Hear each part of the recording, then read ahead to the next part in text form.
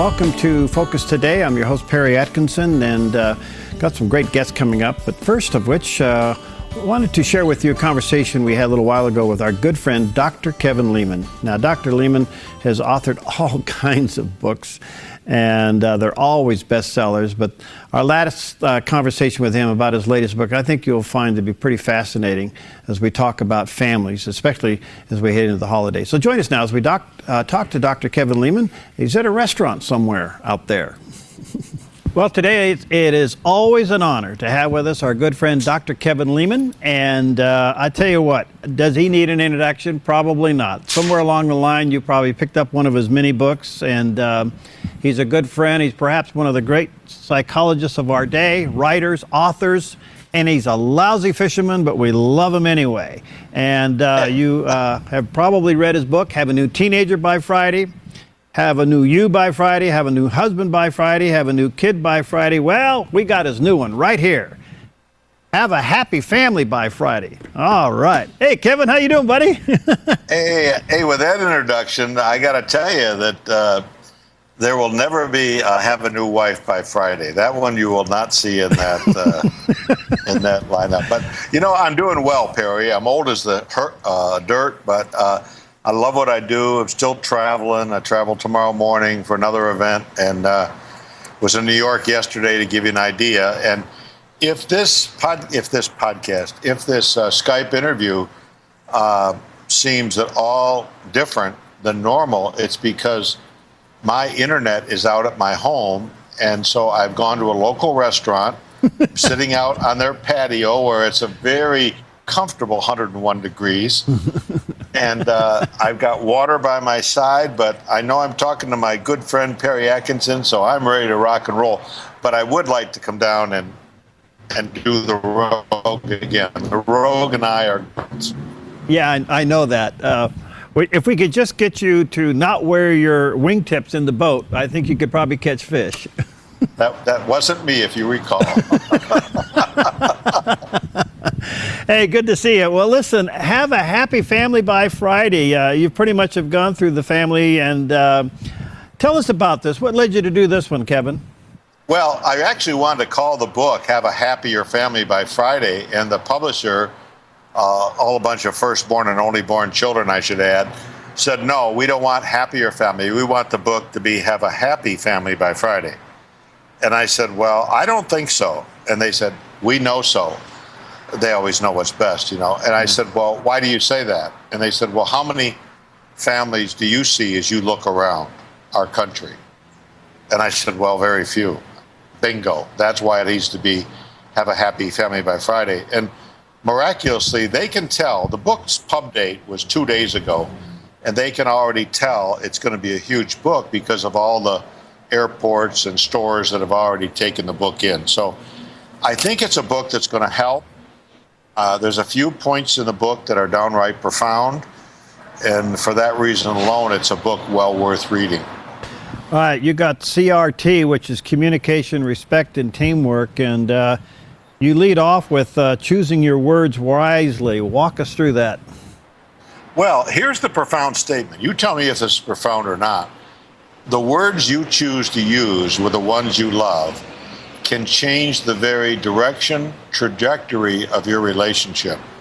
And I offered an example. A 14-year-old kid comes home and announces at the dinner table that he has just given his friend's older brother $200 to have half interest in a used motorcycle. Well, what do you suppose the father would say to that stupid thing that the kid just did? He would say something like what? He'd say something like, what? What did you do? You got suckered. What is wrong with you? You're 14. You don't even have a driver's permit yet. What is wrong with you? I'm telling you, if a bird had your brain, he'd fly sideways. I'm telling you, you are downright stupid. Well, the kid, what does the kid do? The kid leaves the table, goes to his bedroom, doesn't talk to his dad for 6 days. Yeah. The father calls me. He says, what do I do? I said, you're the adult here. You reacted. You didn't respond. You owe your son an apology, number one. Start there. So he went and he apologized to his dad and or to his son, and he said, tell me about the motorcycle.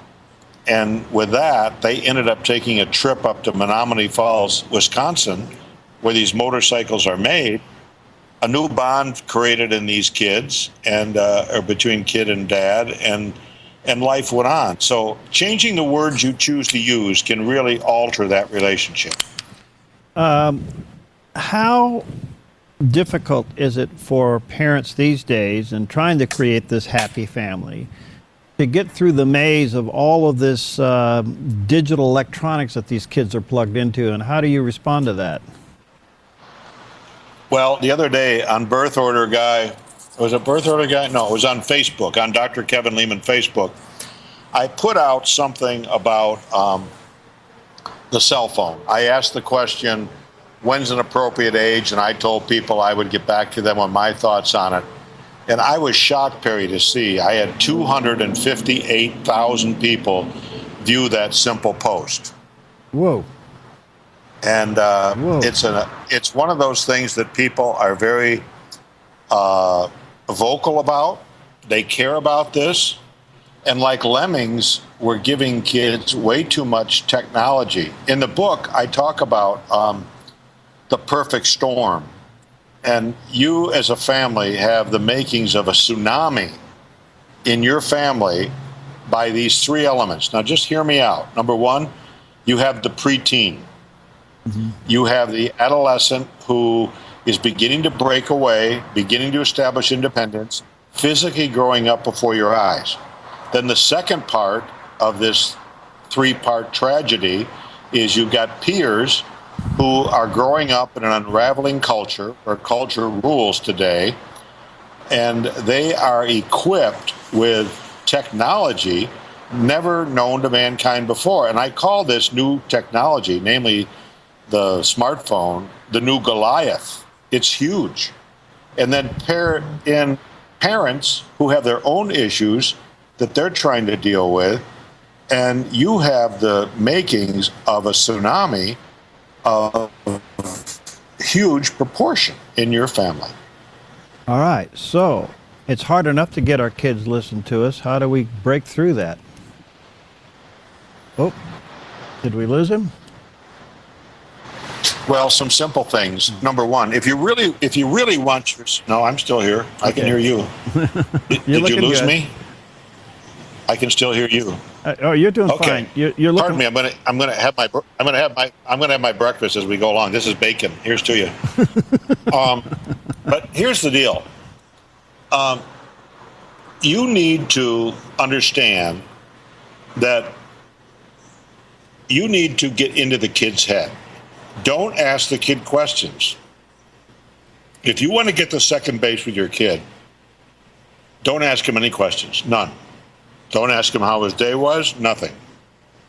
Parents are saying, no, wait a minute, Leman, if I did that, my kid would never talk to me. All I do is ask questions. Yeah, but what does he tell you? He doesn't tell you anything. Where you been? Out. What'd you do? Nothing.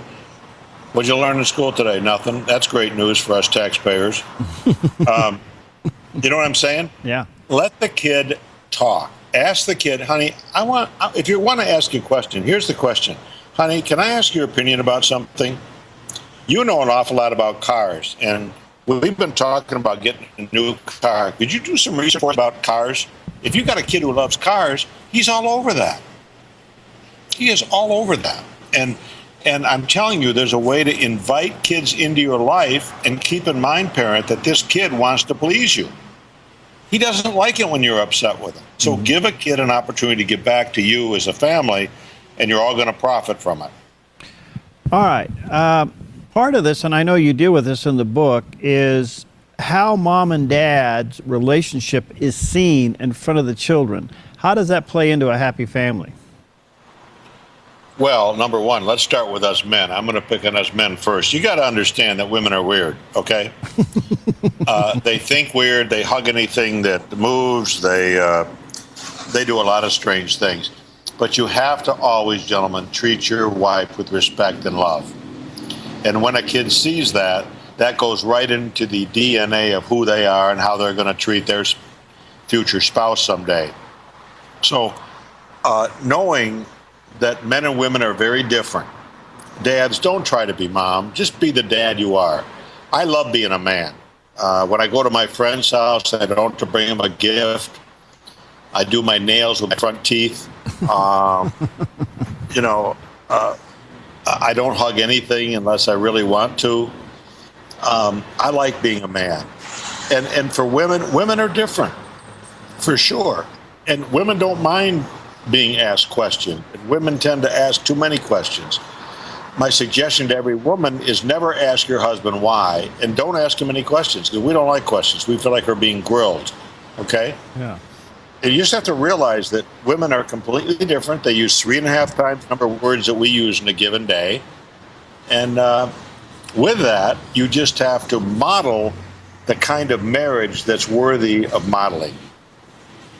And the kids notice this? Not only do they notice it, but they take it right into who they are. Because we're modeling on a daily basis, how do you treat a woman? And for centuries, men have wiped their feet on women. That's no surprise. That's no late-breaking news. But if it's going to stop, it stops with a mom who demands a healthy respect for her. Little Buford pops off to mom with a smart mouth, and then 20 minutes later wants to be driven someplace. The answer is just simple. Give him some vitamin N, which is no, we're not going there. Okay. Will he like it? No. But you earn your parental respect stripe by doing exactly that. What happens when a mother, a mom, doesn't necessarily show respect to the husband in front of the children? Well, number one, he's going to find a way to get back at her. The best would be through an extramarital affair, or a man who feels distant at home will find other warm arms that will welcome him. And men are so driven by sight, physical attention, sex, to put it bluntly, that it's so easy in this age for a man to wander, that a woman is skating on very thin ice if she doesn't learn to respect her husband in his home. Because men don't talk a lot, they may just grunt when the woman talks. What kind of a message is that sending to the children? Well, it's not a healthy one. I urge men to use complete sentences, paragraphs, and complete thoughts. If they just do that, they're on the right way. Women speak in volumes. You ask your wife what time it is, and she tells you how Big Ben was made, manufactured, distributed throughout the U.S., Canada, and the Virgin Islands. It's crazy. Okay? So there is some humor. I think God was the original humorist when he said the two shall become one, because we are so very different from the get-go. That's wonderful. All right, let me take a quick break. We're talking to Dr. Kevin Leman, our good friend, and his new book. You may want to check it out. It is in the bookstores now, put out by Revell, and there it is, Have a Happy Family by Friday. And it underscores three things: the CRT, communication, respect, and teamwork. We'll take a quick break. We'll be right back. Hi, I'm Paulina, and I work at theDove TV. Did you know that when you support theDove TV, you have a profound impact, not only in our community, but around the world? It's your continued support that takes the inspiration and hope in the programs we produce and makes them available to the thousands of people who are watching these videos online every week.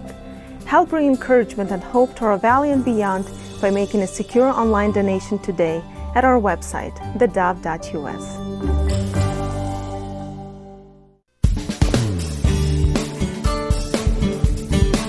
Okay, we're back with Dr. Kevin Leman, and we are talking to him about his brand new book, Have a Happy Family by Friday. You talk about a tremendous resource. This is one you're going to have to get into your library and get into your hands and share it with family members. And has how to improve communication, respect, and teamwork. And we've been talking a lot about the communication and even some of the respect part of it. Let me ask you this. If the home is dominated by the mom, what does that do to a young boy? Well, it's number one, there's a key relationship, Barry, that exists between a mom and a son. and a father and a daughter. That's a key relationship. Right. But anytime somebody just dominates, it's not very healthy. When I speak in a church, I love to ask the question, is God an authoritarian? Does he grab us by the scruff of the neck, twist our earlobe, and say, you will do this, you will do that? No. He is far from an authoritarian God. But he is the supreme authority. And in authority, you see balance. In permissiveness, you don't see balance. You see parents who are knocking each other over, trying to make sure their child is happy, happy, happy at every turn. One of the best things I think I ever came up with is this: an unhappy child is a healthy child. So we're always looking for balance. So when mom dominates a relationship, it's not healthy for that son or that daughter for that matter. But when dad dominates the relationship, that's not healthy either. There needs to be an egalitarian sharing of the sexes, because every young man needs a good dose of femininity and every young woman needs a good dosage of masculinity. It's that balance that really helps create an environment to have truly a happy family. All right, let's talk about teamwork, Kevin. And should parents pre-discuss what they're going to talk about and act in front of their children? Well, I think you have to be careful. I once said if God wanted us to know what everybody else was thinking, he would have given us glass foreheads. I think there's times where you have to use discretion. I get asked a lot about fighting in front of kids. Is that healthy for kids to see how parents fight? Well, it's healthy for kids to see that parents can disagree, but more importantly, it's important that kids see how mom and dad have come to a peaceful resolution of their differences. To have differences in marriage is just part of being married. So we're always shooting for trying to have balance in the home. And that's what good old St. Paul tried to teach us in the book of Ephesians, that, children obey your parents, etc. But then he turns around and talks to parents and says, don't exasperate your kids. So we're looking for balance in all relationships because that leads to being healthy. Where do rules and regulations come in so it doesn't become legalistic and authoritarian? Well, let me give you another one I came up with. I think you'll like it. Jesus came to the earth to put an end to religion. Okay. You know what I'm saying? Yeah. Put an end to religion. Yeah. And so many of us in churches, I'm in churches where I can just hurl, just listening to some of the stuff they crank out, because it's all a bunch of negatives. Don't do this and don't do that. It's all a bunch of rules. And it's crazy. I've ripped Josh McDowell off for years because he said rules without relationship lead to rebellion. That's the first time I heard it. Now, maybe he ripped it off from Gary Smelly or somebody else, but I never forgot that. Yeah, rules without relationship lead to rebellion. So what we're really looking for is relationship building. And you build a beautiful cathedral one brick at a time. And you have to remember that every time you lay a positive brick, it's due to good, healthy communication. Where does levity come in? Because I think it's lacking in a lot of families. We're too serious. Well, boy, you hit the nail on the head there. We do a cruise once a year. This year, I'm doing it with Luis Palau and Dennis Swanberg, Sherry Keggy. Oh. And if I'm in a church and I'm talking to people about coming with us next February, I say, listen, if you're a fun couple, a fun person, we bring singles along as well. We'd love to have you on our cruise. And if you're not, we'd prefer you stay home. Because see, I think people of faith, if you're a believer, if you're a person of faith, you need to be joyful. You ought to have fun. I have fun every place I go. Yeah, you certainly do. I had the hairdresser and the makeup artist in New York yesterday when I was in New York getting made up for a show. I had her on her backside laughing. And I told my publicist, I said, make a friend. Every place you go, keep the door open, because you don't know what that next chapter in your life is going to be with that person. How do we make our home feel secure? In other words, that the children know they can always run home and be okay. Well, I think part of that is just accepting the fact that they're not always going to believe what we tell them, that they have a mind of their own, that we're open to discussing things where they obviously have different ideas about it than we do. So home is a place where failure isn't fatal, where your contribution is not only expected but needed. I think parents miss the boat by not requiring more give back to the family on the part of kids. Kids skate free too many times. I think we should work those little suckers to the bone. So you think duties and chores are good, huh? Yeah, well, listen, you talk to anybody who grew up in 4-H. Now, there should be some 4-Hers around Medford, Oregon. You're talking to one. You know, I'll bet there's not many that are behind bars. Yeah. I'll bet most of them are productive people, and that's one great company. That's one great company that really, I shouldn't say company, organization, Yeah. that really helps fulfill a need in our country. And see, kids need to give back. And what I love about organizations like 4-H is they'll take a calf from birth and raise that little sucker until they're turned into hamburgers and filet mignon. Yeah, right, exactly. Yep, that's, I'm a firm believer. In fact, if I had time, money, and energy, I'd do a latchkey farm for kids. I'd have them get off the school bus at a farm for a couple of hours, you know? Well, you know, I think schools would be so smart in areas of the country where it's conducive would be to have gardens out on the playground. Right. That kids would grow things and then harvest them and have a fall festival and give kids some on-hand experiences about how much it takes to build community and how much work it takes to grow a green bean. Yeah, right. You know what I'm saying? I hear you. It's loud just and clear. something that's missing. And so recess in schools could be something we call enrichment, where kids actually are enriching their lives and not just playing. Kevin, it's one thing to create a sense of belonging in the home where you feel like, you know, you're obviously part of it. How does parents help a child take responsibility in the home? Not necessarily feeling it's a duty, but that there's a responsibility you have being a member of this family. Well, I think the dinner table is a great conduit for this kind of conversation where the parents say, listen, we have X number of chores around here that have to be done on a daily basis, a weekly basis.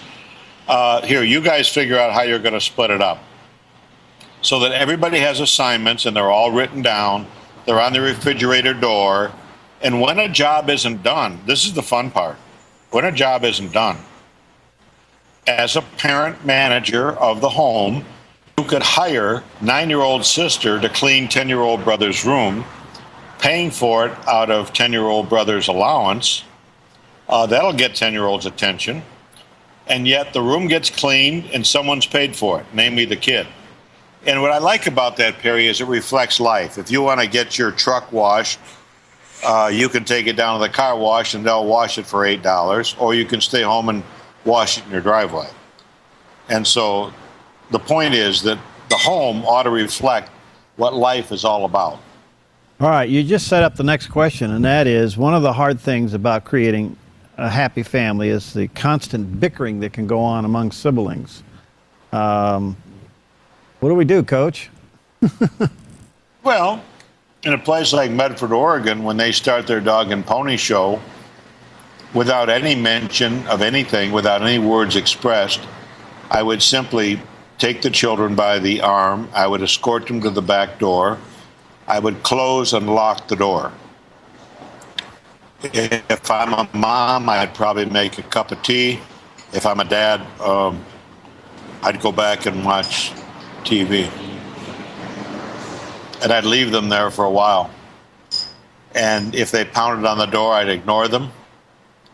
And when they finally quieted down, I would go to the door and ask them very calmly if they're ready to come in and act like human beings. And if they said yes, I'd let them in, and that'd be the end of it. And I would repeat that as often as necessary. And we won't be reading about you in the newspaper the next morning? Well, you could FedEx them to a far-off land. There are other ways of doing it. The point is, we don't fight in our home. Right. If you guys want to fight, you can fight outside. But you're not going to draw me into it, and I'm not going to remind you 10 times. So I'm going to teach the kids that when the parent speaks, they would be oh so smart to listen. Yeah. Kevin, because then what? Yeah, go ahead. Fascinating book. What do you want parents to get from this? What's the essence that you want them to get from your book? I think the essence of this book is I've given you a roadmap, a workable roadmap, how you can take the constant bickering, the stress, the strife that happens every day in your home and turn it into as close a thing as Disneyland as you're going to see on the face of this earth. Wow. All right, the book is entitled Have a Happy Family by Friday, and you need to check it out. By the way, he's written some other sequels to this. Have a New Kid by Friday, Teenager, Husband, You, and now The Happy Family, and they're all great resources. Well, Kevin, you're a delight. So what's next? When are you going to slow down? Oh, I don't think I'm slowing down. The next book is a fiction book that you're going to like, Perry Atkinson, because it's a presidential intrigue mystery book. It's the first of a trilogy. It's already done. It comes out in the spring, and it's about a firstborn who has presidential aspirations. The second book is about a middle child, and the third about the youngest daughter in the family. And so you'll like that book. And then I'm working on a book on middle schoolers that will be out next fall. All right. Well, by the way, if you've never read Kevin Leman's birth order book, that's the launching pad to his incredible career, and you may want to get that and then start from there. But I will say this, I stumped him. He thought for sure I was a firstborn. I'll never forget that. Your eyes were as big as saucers when I said, no, I was a thirdborn. I was a middle child. It's the eighth wonder of the world. Next to Victoria Falls is why this man is not a firstborn. I do not know. He did stump me, friends. Yeah. He's an airplane. Pilots are firstborn. He knows exactly how to do things. He's a great leader. That doesn't sound like a thirdborn to me. It sounds like a firstborn. He's either a lion dog or I'm wrong. No, I have an older brother and sister, a younger brother and sister. It was called survival. I know. I remember the story. Trust me. Good to see you, Kevin. Blessings to you, Sandy, and all your kids. And how many grandkids you got now? Just 2. I have the most non-productive children on the face of this earth. Well, 2 grandchildren, 5 kids. Well, you got to get your son-in-law's daytime jobs. Yeah, I gave him the word. I gave him pictures and everything. Okay, good to see you. God bless you, my friend. Yeah, you take care. Okay, Bye-bye. Bye. All right, there he is, Kevin Leman. Nobody like him. All right, coming up next, well, how serious is this hacking into Sony Pictures? Well, we are going to talk to a very special person who can give us an update on that. Coming up next here on Focus Today. Hi, I'm Paula, and I work at theDove TV. Every day we get letters and emails from people who've been encouraged, blessed, and challenged by the programs on theDove TV. But we couldn't do it without you. Did you know that more than 90% of our income comes from people like you? You can help us continue to bring inspiration and hope to our community by making a secure online donation at our website, thedove.us, or call us at 541-776-5368.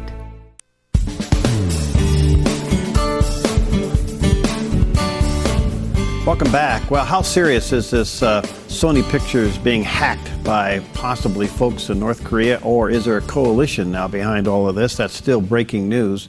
Delighted to have back with us today one of the hawks out there And when it comes to whistleblowing, Michael Daugherty is with us. He's also the author of a great book called The Devil Inside the Beltway.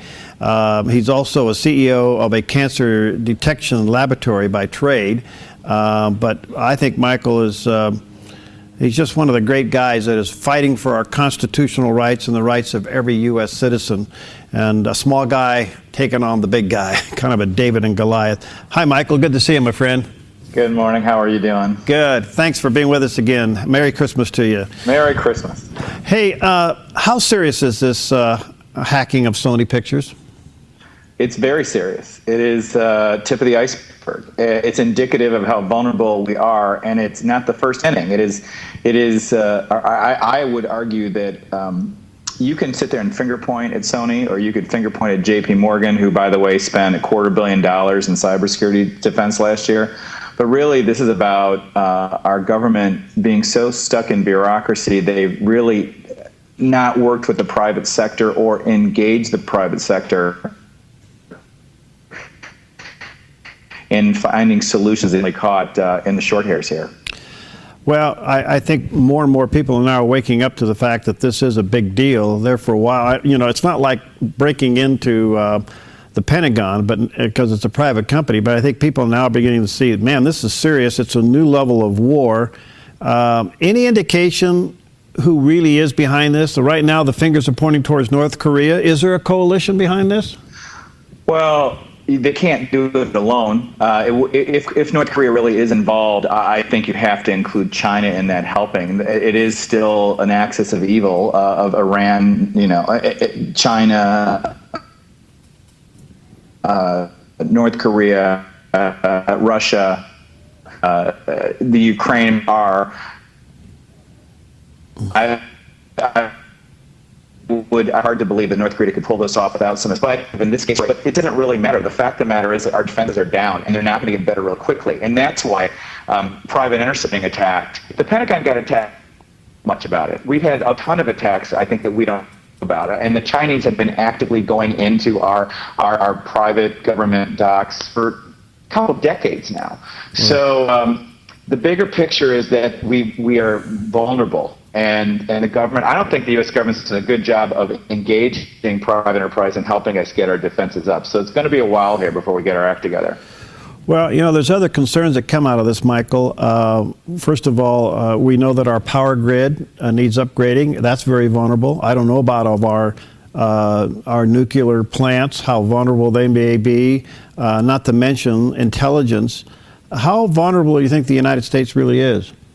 I think we're very vulnerable. Those things, I'll tell you, don't think enemies are not watching this right now to see how to respond to the Sony issue. Because if we give a watered down approach or don't take some stand, it's next. And it is, the gridlock of this partisanship in Congress and an administration that really has alienated the business community is hurting us in them involving everyone. This is just not a simple solution. It isn't. And it's a borderless war. And we, as in private citizens and private enterprise, are stuck in the middle of the battlefield. And until we do a better job in the government side of involving others, I hate to sound like a broken record, this is going to keep going. Yeah. The other thing is, a vast majority of our commerce today is done online. How safe is it?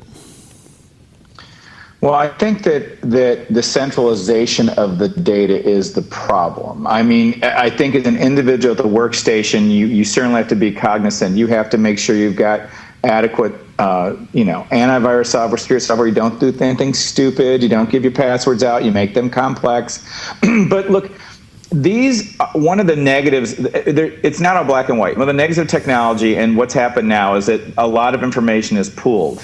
And big dogs like Sony or J.P. Morgan or Target, they have centralized treasure troves of data. That is the issue. And as individuals, we just have to be careful who we answer, where we give our information. I don't know there's a lot that we can do as individuals in our own security by controlling what Sony or J.P. Morgan does. But again, you just copy, but you shouldn't be paranoid either. Does the actual movie interview was that a trigger point, or was the company at large the trigger point?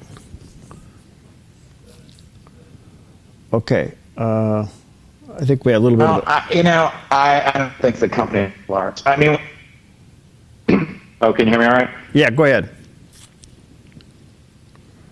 Okay. I don't think the company at large. I think the company at large is really an issue. I mean, it could be anyone. Look at everyone else we've had the past 6 months. The interview is a trigger point. Having a reason to do it is fine. I'm really concerned about the response.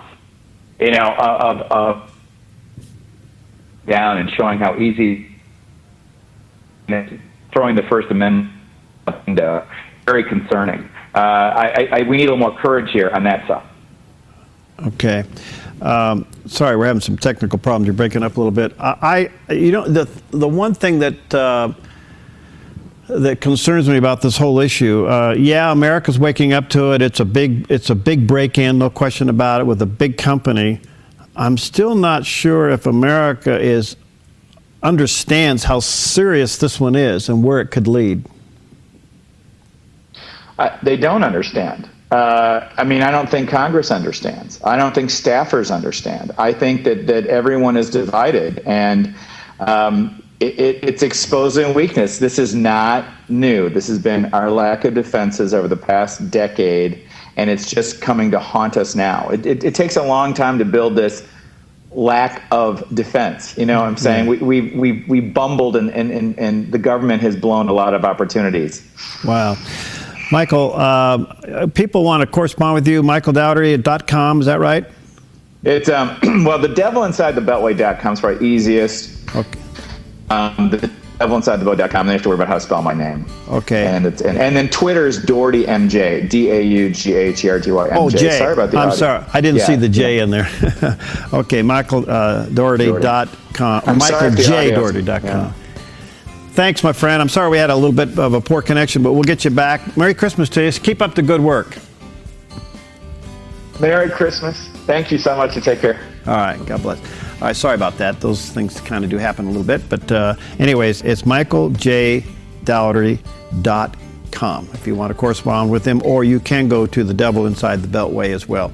You can Google that. All right. We'll take a quick break. We'll be right back. Hi, I'm Daniel and I work at theDove TV. You know, compared to Portland, Seattle, and LA, Medford might be considered a small market, but at theDove, we're excited about the opportunity to make a big impact right here in our community. And you help make that happen. Did you know that more than 90% of our income comes from people like you? You can help us now by making a secure online donation at our website, thedove.us, or by phoning 541-776-5368.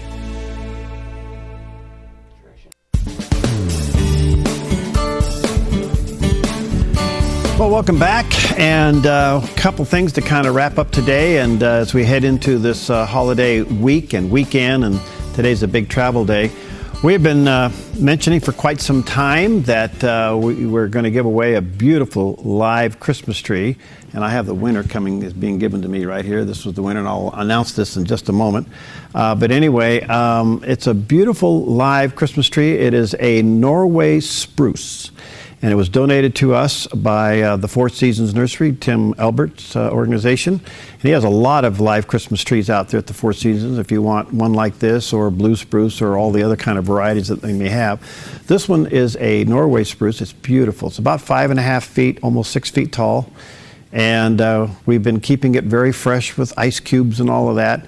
And it's gorgeous. Now, this could go in the home for Christmas or outside and plant it. And so let me tell you who the winner is.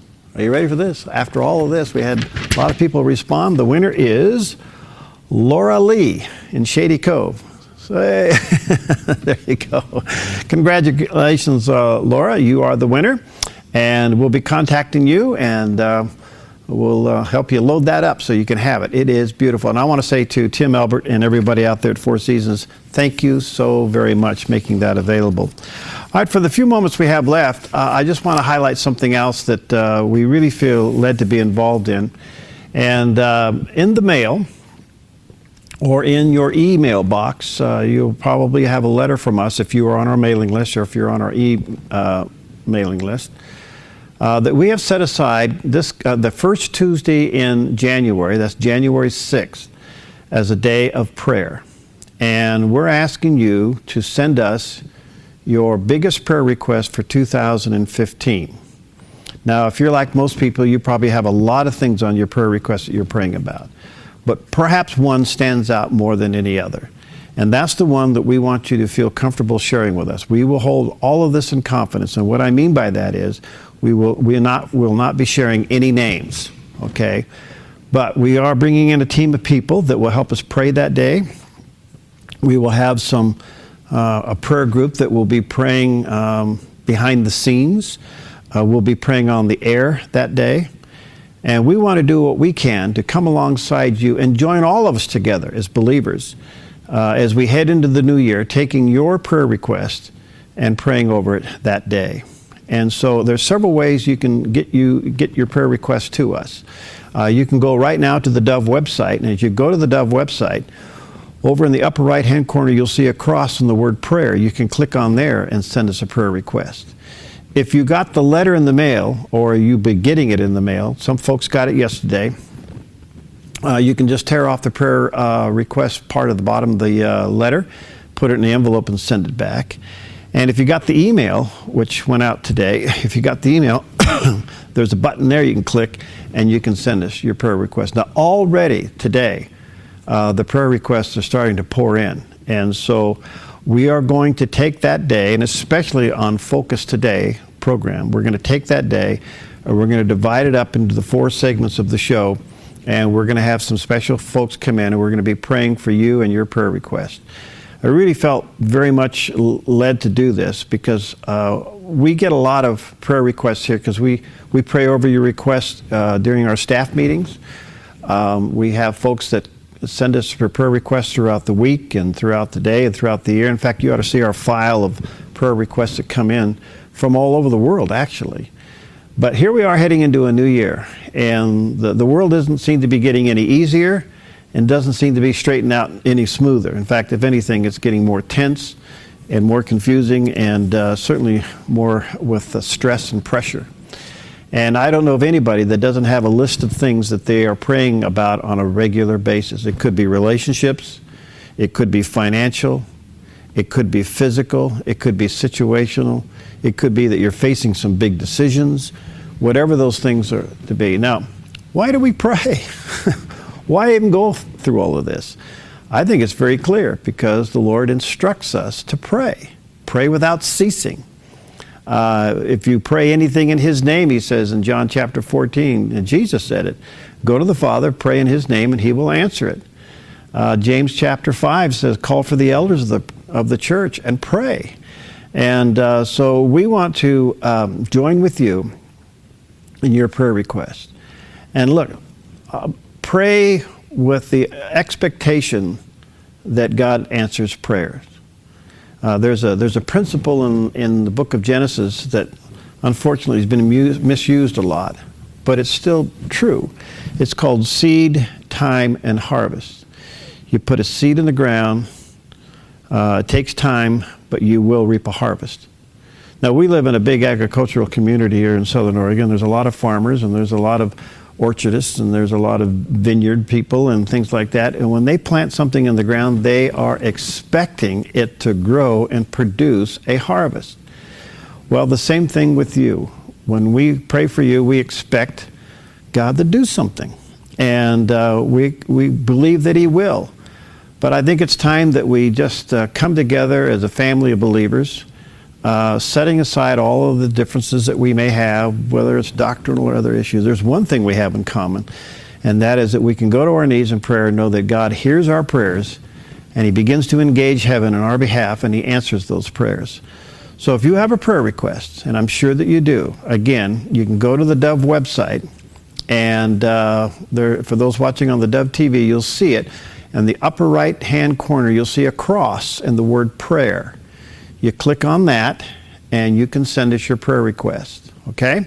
If you got the letter in the mail, you can just tear off the bottom part of that letter and put your prayer request on that, slip it in the envelope, and get it back to us.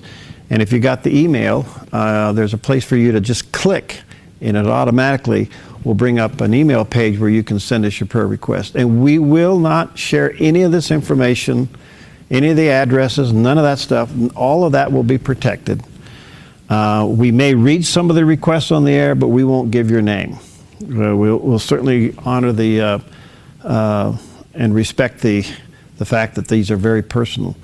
But most of the categories are financial, they're physical, and they're relationships, and then all of the other ones kind of go into category. And that's kind of how we will be praying that day. We have a prayer team that will be behind the scenes praying over your prayer requests that day. We as a staff will be praying over your prayer requests that day, and we will be sending in bringing in, I should say, some pastors to help us pray over those prayer requests that day.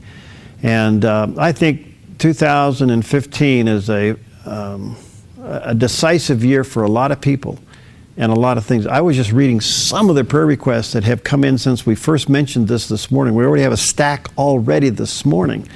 And I was reading through some of those, and they're just heart-wrenching.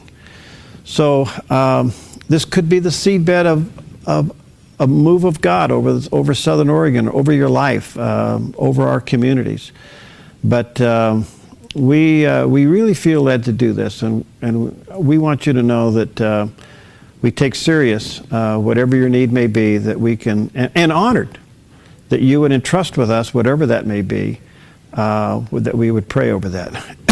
And so, excuse me, feel free to go to the website, send back the prayer request in the letter, or if you got the email, just click on that and send it back.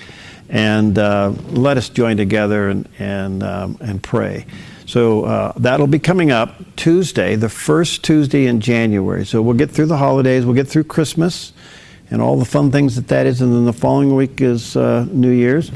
And then that following Tuesday is the day that we have set aside to pray over these requests. And it's been several years since we've done this, and the last time we did it, we had hundreds of them. I think we're going to go way beyond that this time, as so many things are ratcheted up in people's lives. And listen, we don't pray for the sake of praying. We pray because we believe.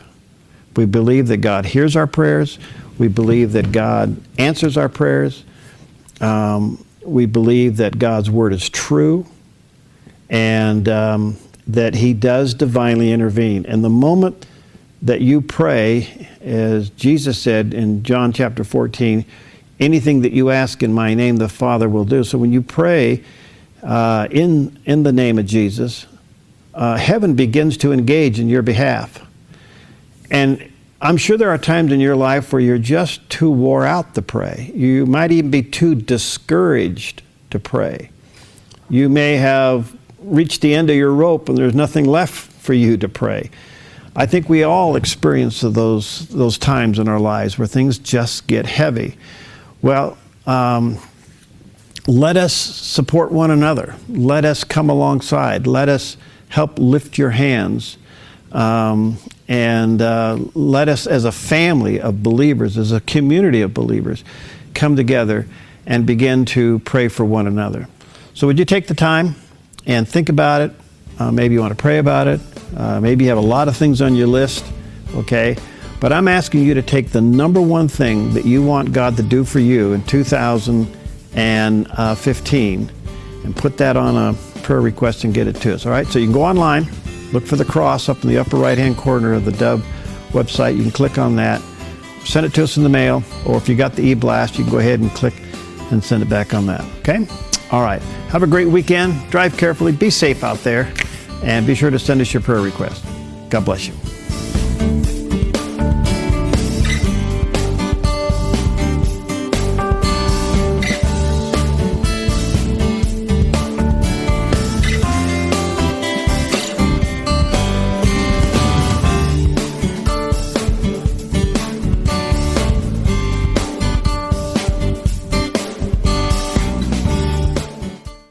Hi, I'm Jim and I work at the Dove TV. Every weekday between 6 and 8 a.m., our award-winning news and sports team bring you the best morning show around. It's live, it's honest, and it's a whole lot of fun. And you help make it happen. Did you know that more than 90% of our income comes from people like you? You can help us continue to air local programs that share your voice by making a secure online donation at our website, thedove.us.